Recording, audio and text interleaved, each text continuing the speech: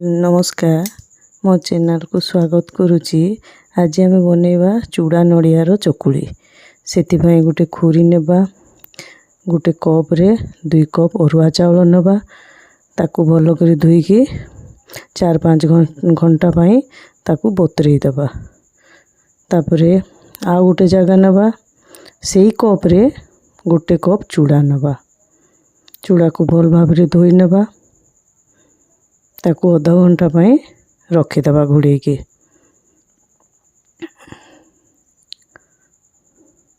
तापर grinder jar आनिबा, अरुआ चाउल दबा,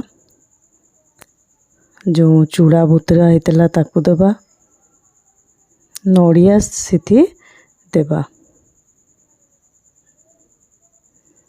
नड़िया देकी भल भाव रे ताकू ग्राइंडिंग कर दबा। खदड़िया ग्राइंडिंग करिवेनी, पूरा पालिश रे करिवे। देखंतु एमती पूरा पालिश करिवे।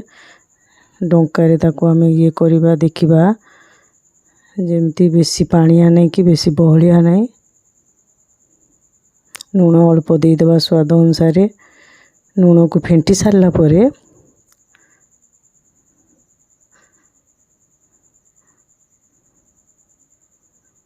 देखंतु एमती हेले जानिबा जे पिठौटा भल हेची। तापरे आमे ताकू सॉफ्ट जालीदार करबा पई इनो देबा।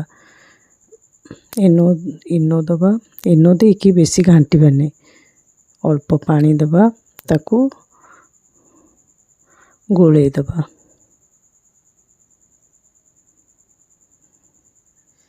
बेसी घांटिले कौन होबो ना, बसी जीवो। तापरे ताबा नेबा, ताबारे अल्प तेल देबा। देखंतु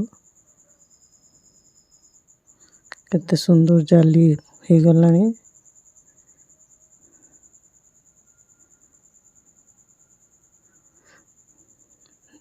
ए चकुली को आपण चटनी सॉस जो थिरे खाइबे भल लागिबो। थरे बनै कि देखंतु, बिरही चकुली भी भूली जिबे। जदि मो रेसिपीटा भल लागिला, लाइक सब्सक्राइब करने को भूलिबेनी। नमस्कार।